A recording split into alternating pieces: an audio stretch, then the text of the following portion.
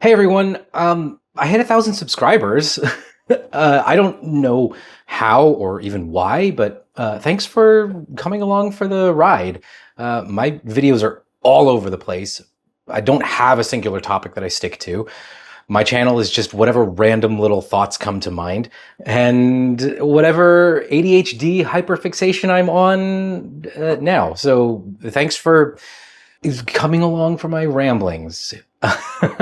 Anyway, I do have something that I want to rant about today.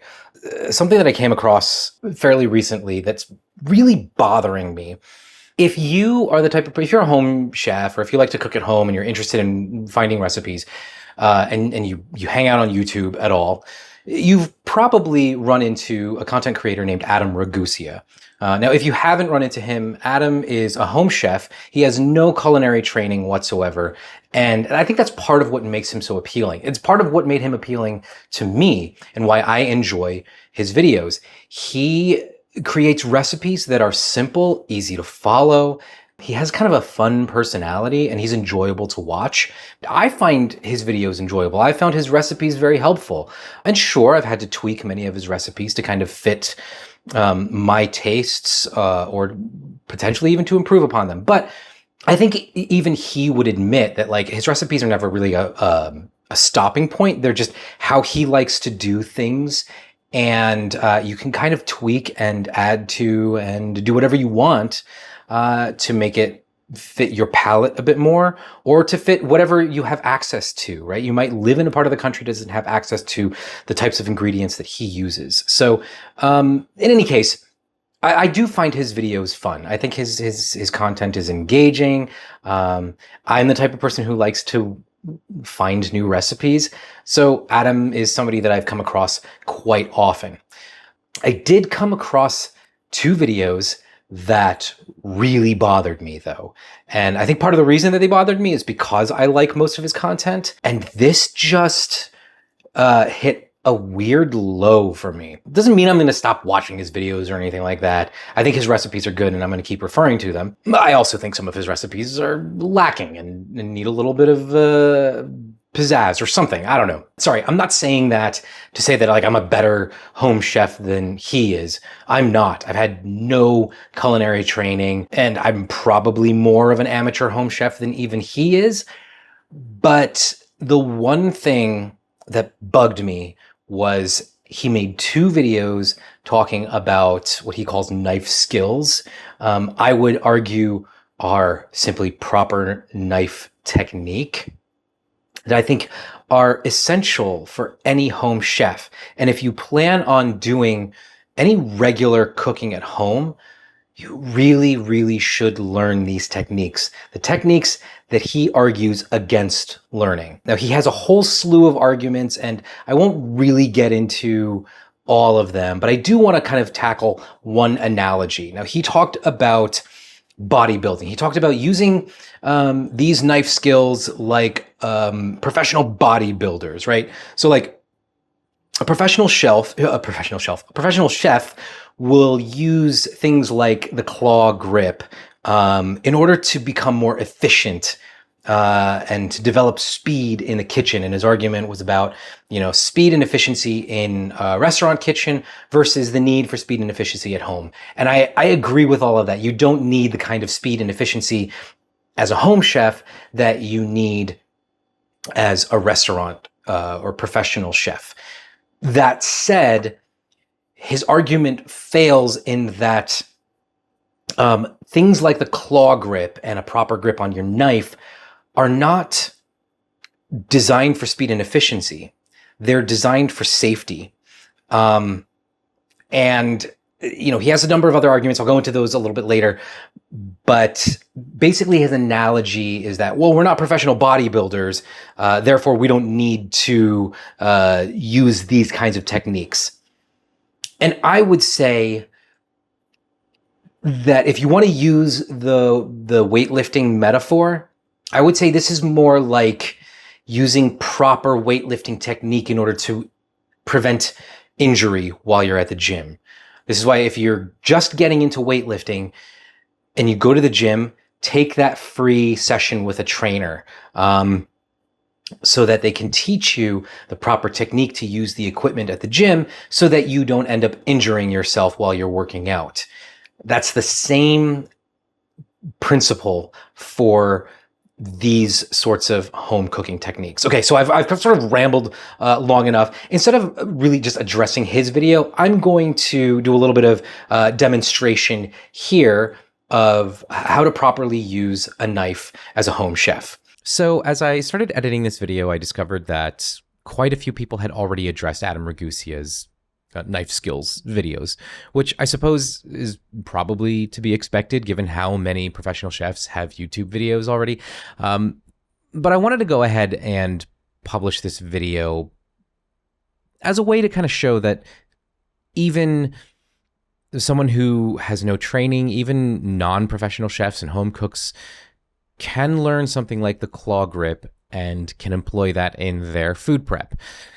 And then at some point during the video, I mentioned that Adam didn't talk about his knife grip, when in fact, in his second video about knife skills, he talks about his knife grip. He talks about how he uses the pinch grip most of the time, which is probably true, though I will still assert that based on my observations from his recipe videos, he is quite inconsistent in how he holds the knife. Another thing that he talks about is the fact that he holds the knife like this, which he admits is very ill-advised. And I say as well in my video, that's unsafe. He talks about how he likes to use this grip when he needs to control the tip of the knife a little bit more. I would argue that that's incredibly unsafe to do so, and that if you need that much control over the tip of the knife to just pinch up on your knife and use it like this, holding the knife entirely, or go ahead and invest in a knife that will perform the task that you need it to, something like a petty knife or utility knife. The other thing I wanted to kind of talk about very briefly is a recommendation for one of his more recent videos where he talks about ice cream and some of the misinformation that can be peddled by a lot of these sort of health YouTubers who like to point out ingredients in foods and then say that, these food companies are hiding something from us. Joey Wellness is saying that Dairy Queen ice cream is fake because it cannot legally be sold as ice cream in the United States. And to his credit, he explains why.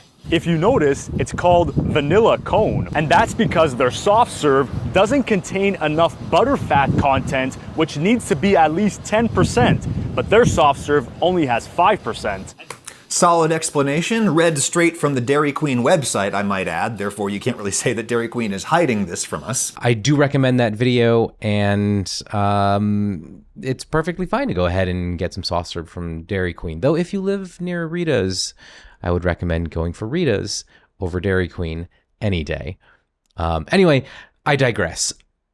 Let's just go ahead and keep moving through the video. So one of the first things I noticed about the way that Adam Ragusea preps food is his cutting surface. Now, this has probably changed over the course of his videos. I don't really know what his more recent videos are like because they don't come across my feed in order.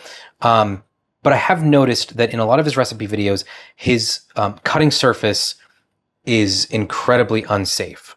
Even if you buy into his argument about the claw grip and about knife technique and whatever, even if you agree with him on those points, you have to agree that a cutting surface that isn't secure is not a safe cutting surface. So he uses a lot of lightweight cutting boards, which is fine. Plastic cutting boards as well, they're just fine. But the problem is that the lightweight cutting boards often slide around, and even heavier cutting boards can slide around too. So you need to do something to mitigate this sliding around, because any surface that moves while you're holding a sharp knife on it is incredibly dangerous, and you're liable to injure yourself pretty severely. So what I would recommend is on any cutting board you have, whether it's a heavy cutting board like this one or a lightweight cutting board like this one, get some non-slip grips. You know, you can get some 3M non-slip grips for pretty cheap and place them on the back of your cutting board so that it doesn't move around, right? Like this thing is not going anywhere. You can do the same thing with your more lightweight cutting boards. Now, I know Macy's, for example, they have lightweight wood cutting boards that have rubber feet on them. That's great. That's what you want. This one doesn't. Now, if you are the type of person that wants to be able to use both sides of your cutting board, then what I would say is you can actually create a non-slip surface by taking a kitchen towel, getting it wet, wringing it out so that it's damp, not sopping wet, and then placing that on top of your counter, between your counter and your cutting board. And that will help to create a non-slip surface. Now, obviously, because this towel is dry, it's still sliding around, but with a wet towel, that will be mitigated. Okay, let's talk about the knife grip itself. So I've seen Adam in his videos. He's relatively inconsistent when it comes to his knife grip. There really is only one way for a home chef to hold a knife, possibly two, but the one way that's like used 99.9% of the time when you're cooking at home is a pinch grip. You're going to pinch the blade with your thumb and your index finger, and then you're going to wrap the rest of your fingers around the handle like so, putting your middle finger up into the choil of the knife here. And this is true for any type of chef's knife, whether it's a Japanese chef's knife, it's called a gyuto or a santoku, which are two different types of Japanese knives. This one is a bunka, but they're all like chef-style knives. That's true for Japanese knives. It's also true for Western-style knives. So this is a German chef's knife. This is my old beater from my college days, or at least after college. I've had this thing for like almost 20 years. But anyway, the same principle applies. When you are cutting, regardless of what kind of chef's knife you're holding, grab the knife like this, pinched between your thumb and index finger, and then wrap your fingers, the rest of your fingers around. The reason you want to hold your knife like this is because you maintain control over the length of the blade while not doing something like sticking your finger on the spine of the blade, which introduces an unstable element, because now you're putting pressure down, and anytime you put pressure down like this on top of the blade, you're introducing instability, and your blade could end up rocking in a way that you don't want it to. So this is the proper knife grip for 99% of the time that you as a home chef are going to be using your knife. Forefinger, thumb pinched, wrap around, and now you have a nice secure grip on your knife. Now, Adam doesn't talk about his knife grip.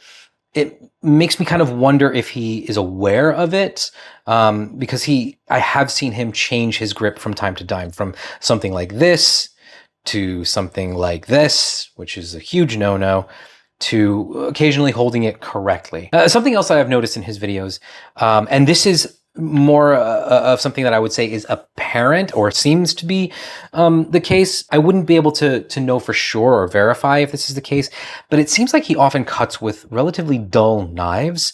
You don't want that. I'm going to try to dispel the myth right here, right now. Dull knives are not your friend. Editing Nate here again. Sorry, just a quick little point of clarification. I hope I don't sound like I'm saying that Adam thinks this to be true. That's not what I'm saying here at all. I'm just trying to dispel the overall myth that dull knives are safer than sharp knives. Adam probably agrees that a sharp knife is safer than a dull knife, but, you know, just in case I gave that impression in this video, just want to add that clarification. Don't believe that a dull knife is safer because it's less likely to cut you as easily as a sharp knife would. That is the farthest thing from the truth. Well, aside from the fact that it's not going to cut you as easily as a sharp knife would, that's true. But a dull knife is a dangerous knife because a dull knife is very likely you're going to have to put more pressure in. When you're cutting something with thicker skin, like carrot or potato or even a tomato, because it's got smooth skin, your knife is very likely to slide across that thing when it's dull and not cut through it. And if it glances across it, you're much more likely to cut yourself. And those cuts are not as easy, they don't heal as easily because that's blunt force trauma introduced, as opposed to a cut with a sharp knife that's cleaner. All right, I'll stop talking about cuts because I know that can make people queasy. But yeah, so sharp knife equals safe knife, dull knife equals dangerous knife. All right? So, oh, that was alliteration. There you go. Easy mnemonic device. Sharp, safe, dull, dangerous. Okay, moving on. So, now on to like the big thing that Adam complained about throughout his video, and that was the claw grip. Now, I don't know if he was doing this on purpose. I kind of think he was, kind of in an effort to prove his point. But so he makes this argument that humans have evolved to hold things with their fingertips. True. Humans have evolved to hold things with their fingertips. But then he goes on to say, and that is why the claw grip is so incredibly difficult and almost impossible for a home chef to learn. And I'm probably exaggerating his point, which is maybe not the best thing to do if I'm trying to argue against him. But what he did in his video about the claw grip was he demonstrated the claw grip by holding it with his knuckles. Now, to be fair, I don't know if he did that on purpose to prove his point, or if he genuinely thinks that this is the claw grip. But this is not the claw grip. Like, he's right. We humans have evolved to hold things with our fingertips, not with our knuckles. This is silly. So, if he thinks this is the claw grip, he's wrong. If he's doing that to prove his point, then come on, dude, show it accurately. Anyway, the claw grip looks like this.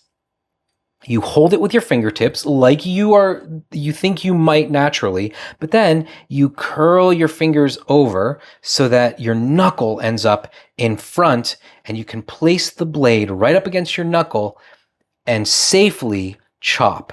See, the blade is going up and down and always up against my knuckle and never hitting my fingertips.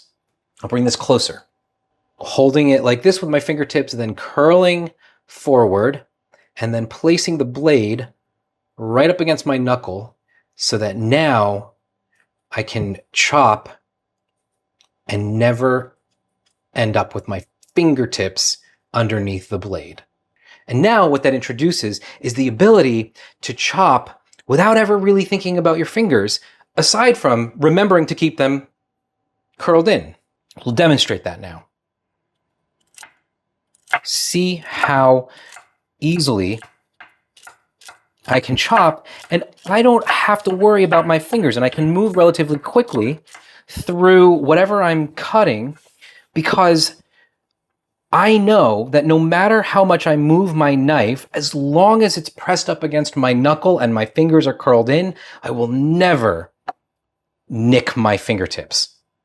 So what Adam talks about in his video is, one of his videos, is he talks about holding his food like this and keeping his hand away from his knife by doing something like this. Now, what's incredibly silly about this, there are a few things. First of all, I don't like not having control over the food, because especially if your knife isn't that sharp, it's going to be pushing down on the food far away from your hand.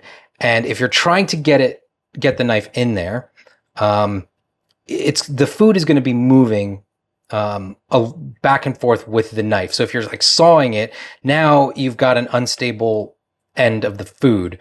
And of course I'm exaggerating now, but like this is the kind of thing that can happen if you've got a dull blade and you're trying to really force it in there. Now you've got to put additional pressure on this. And if you're trying to chop something that moves around a lot, like green onions, it's just going to move around, and you're not going to get nice clean cuts. And green onions, you want those cuts to be clean. You don't want them to be smashed up, because at that point, not going to taste as good. So you want to hold your food as close to the end as possible, while also protecting your fingers. Now, the other thing, Adam talks about, keeping his hand far away. I think the bigger issue here is how risky this is. It's not even, he talks about this, says this is safe and I don't have to ever worry about it and blah, blah, blah. And he gives all these scenarios. I think all of that to me is justification for his poor technique. For me, just me and my wife. So it's not like I've got a kid running around who might accidentally bump me while I am prepping food.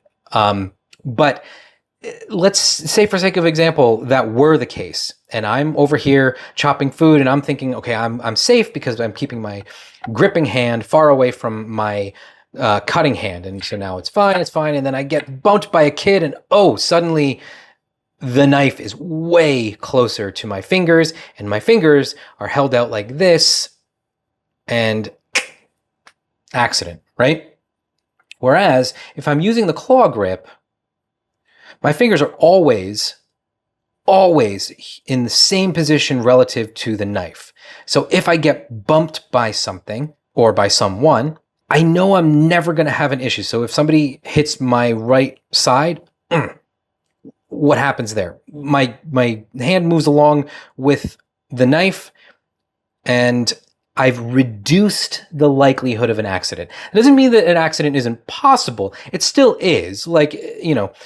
I'm not necessarily going to be super cautious, or if something were to happen, I could lose control of the blade and suddenly it's, curled in a way. But again, I've mitigated the risk, because this and getting hit on the side here, there's a lot more risk, and the likelihood of injury is so much higher than here. Now that I've kind of gone on about my complaints about Adam's justification for his poor technique, let's talk a little bit about what I do to make food prep nice and comfortable while I'm prepping. So I don't know if you can see, but the knife marks in my cutting board are at kind of a 45-degree angle to the shape of the board. And the reason for that is I find this to be a very comfortable stance, right? So I put my food at a 45-degree angle. I put my knife at a 45-degree angle. And that's a comfortable stance, because if I do something like this, now I'm tucking my elbow in, and it's not comfortable. It's awkward. Or I have to twist my body, and now I'm not angled comfortably to the countertop. So instead, turn 45-degree angle, 45-degree angle, and now this is what I'm doing. The other thing as well is I've always had this question in my mind up until I learned the claw grip properly, was, and I used to rock chop a lot more, and it's probably easier demonstrated with my old beater. But rock chopping was the way that I used to cut food a whole lot more. And this is a perfectly legitimate way to cut food. The problem comes in the fact that it feels much more necessary to push the food through. And this is where accidents can come into play, because it's much harder to push food when you are pressing your knuckle up against the blade. So instead, what I would argue is a better way of chopping. I personally like the push chop a little bit more now, and that allows me to keep the food in one position while I move my hands and the knife back along the length of the food. Okay, I'm going to complain about something else that Adam does that this isn't like a safety thing, but it's sort of a pet peeve, and I think introduces a lot of accelerated dulling of your knife blade. He pushes and scrapes food like that, and that's just awful for the edge of your knife. because that then dulls your blade so much faster. So if you want to move food off to the side, turn your knife upside down and scrape using the spine of your blade. See? And you've protected your blade edge. Additionally, if you want to be able to scoop, right, because this is a pretty common thing that some people like to do, is they like to scoop, and that often introduces this sort of scraping motion, which is not good for your blade edge. If you want to keep a sharp edge, which you do, like I was mentioning before, instead, grab one of these. This is a bench scraper, usually used to cut dough if you're baking, but also great for scooping food, right? There you go. And these things are like $5 to $10. Mine was like $12 because I got one with a wood handle. But if you want one with like plastic handle, they're like $5 to $10. Okay, so I think that's about it when it comes to knife skills, quote unquote. I think proper knife technique, really more accurately. And yeah, I know I kept mentioning Adam's name in the video. This isn't like, I'm not advocating like to go throw shit at Adam. I like I said, I like his videos and I like a lot of his recipes. I just think he's wrong in this area. And like with any new skill, it's going to take some time to get comfortable utilizing that new technique or new methodology. And Adam rightfully says the claw grip isn't natural, but it is the safest way to use a knife. So what I would argue is make it feel natural.